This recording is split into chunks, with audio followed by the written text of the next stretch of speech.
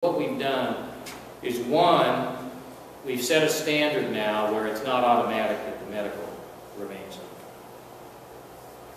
Second, what you have to do is when you try your case, the claimant's going to have to prove it's more probable than not that they're going to need medical treatment in the future. Which means that when they put on their case, they'll hire their doctor, and if they want to go to the trouble of trying the case, then their doctor will say, yeah, I think they could use this, or yeah, I think they could use this. Well, we'll have a treating physician who's generally going to be more specialized than the person they hired, and they will tell us honestly whether they project that they'll need future medical.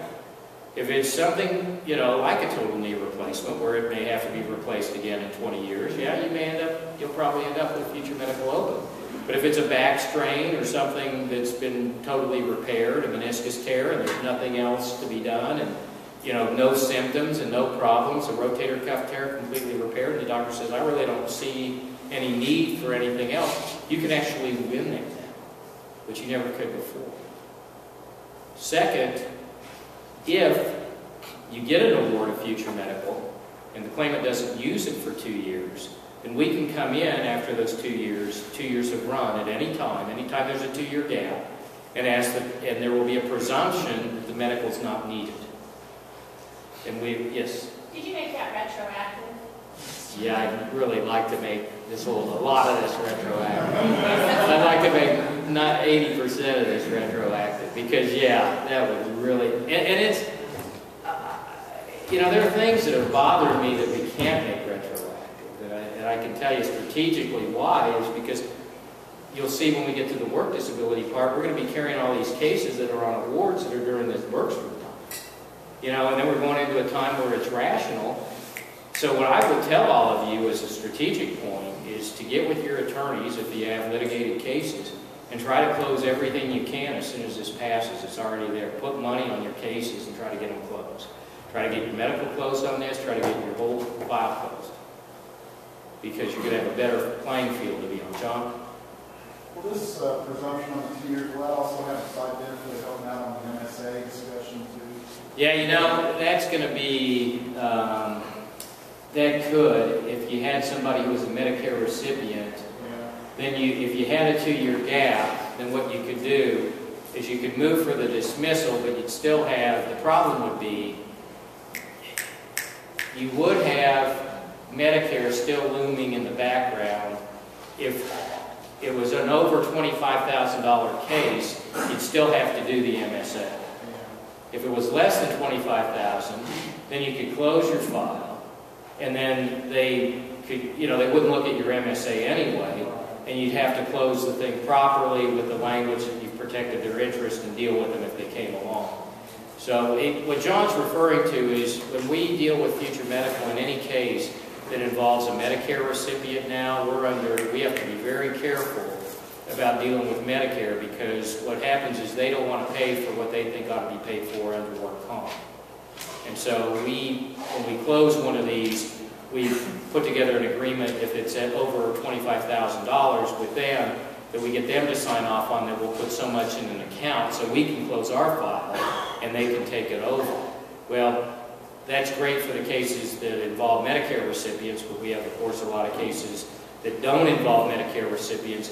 And what we're hoping is we help you get these cases fully closed, and this is a vehicle to get them closed as well. So, yeah, that will at least spur, and what I think it'll do, it'll spur activity. One, what it'll do is, as you know, in the claimant's bar, like anybody, would take anything you'll give it. So if you don't have to do anything for your medical to remain open, why would you close it? Well, now you have to do something. So if we say, no, we're going to fight you on the medical issue, then you have a good chance to be able to negotiate a settlement and get your medical closed now, where you couldn't before. Does everybody understand that? The cases now, every case you have now that's in work comp, medical will stay open for life unless you can negotiate a closure. If they'll close it, great. And sometimes they do, they figure, I'm not going to need it, I want to get rid of this quickly. But it's been the climate with most of the attorneys that why would I want to give it up? And they won't give it unless you give them something for it. And what really is bad is You don't want to, if they're still working for your employer, you don't want to give them money for it because all they have to do is go get this 1/10 of 1% like John was talking about on a new accident. You got a new claim the next day anyway, so you're not buying anything. Now you'd be buying something. You know, now the accident will have to be the prevailing factor for the injury. So, you know, now when you close that future medical was worth something to them because the future medical they get tomorrow, they may not get it tomorrow because the case may not be compensable. Okay, let's see if we can hit the verbs and stuff because I know that's going on. We might have gone a little past that, and I kind of want to get there. Let's go by that. Now, it's in, yeah. That's, and if I'll find it for you in the book because I want to talk about it. It's important. What we talked about with work disability and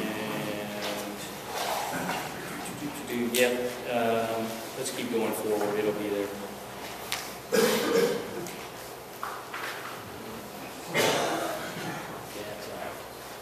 Yeah, let's do this because we only have so much time today and I want to make sure I cover this with you. Okay, what has happened in Kansas in the past year to over a year is, in your cases, we have what Kansas Act is kind of just devised. You have what are called scheduled injuries and you have what are called bodies of injuries, okay? Injuries on the schedule are like upper extremities, lower extremities, fingers, toes, things of that nature. Those types of injuries up to now have not been, you know, you wouldn't get what's called work disability for it. You'd get whatever the impairment that the doctors felt that you have, all right? But any injury to the body that involves the back, and now will involve both upper extremities, both lower extremities, those are body as a whole injuries. Kansas has had a standard that's called work disability. And what work disability has been is it's been half of it is based on your loss of wages, and half of it is based on your loss of ability to perform whatever work tasks you could perform for the 15 years prior to your date of accident. Okay? Everybody tracking that? Okay, if a guy makes $600 a week and then he gets hurt, when this was originally passed and when the appellate cases came down, they said, well, okay, he makes $600 a week, you know, he has to make a good faith effort to go get work, and then whatever he could make with a good faith effort to whatever he could earn, that'll be his percentage of wage loss. So if he had $600 he was making and he went out and got a job making $300 a week, he has 50%, right? That's pretty good, pretty big number.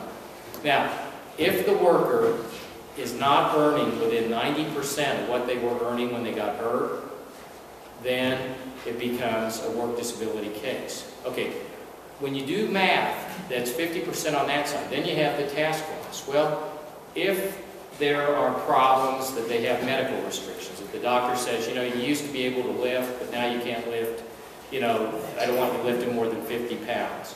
Well, here's what I've done for the past 15 years. And of course, maybe it was only 5 years with your employer, and he's coming up with all kinds of different things, and suddenly the task loss is, you know, 80% or something to that effect. So you average the 50 and the 80 and you get 65%. When you start doing the math, I can tell you it becomes, I don't have a chalkboard, but you can run it on a computer. You start running 415 times 0.65 and you multiply it by the maximum rate. Most of your cases start hitting $100,000 like a slot machine. Okay, well, employers were saying, all right, if the guy, if I couldn't take him back because he couldn't do the job, I get that. You know, I understand. He got hurt on my job. He had to operate on his back. He can't do the work anymore. We injured him. He's trying to go back and get something. This is the best he can. Fine. But a year ago, or 2 years ago, a case came down, Bergstrom versus Spears Manufacturing, and the way the act was written in '93, it says actual wage loss. It wasn't written the ability to earn wages. It was written whatever your actual wage loss is what you get. And the Supreme Court said, well, you know, strict construction of wage loss is if you're making X amount, if you're making 800 then, You're making 0 now, you got 100%. So guess what? Any employee that anybody has, if they decide all they have to do is get hurt on the job. All they have to do is get hurt on the job. If they decide they don't want to work, they decide they want to go kill 14 people and go to prison, whatever they want to do, that, you know, it doesn't matter. It does not matter. It's 100% on that side. It's the craziest thing you've ever read. I mean, you would read you read it and you say, gosh, I think I better read this again. And then you read it again and you go, yeah, that really is true. So I don't know how many of you have had calls from employers with these kinds of cases, but essentially, if they quit, they don't like it anymore, they want to, you know, it's a lot better staying home, it's a lot better doing whatever, that becomes 100% on that side, which in a lot of cases gets you to the maximum.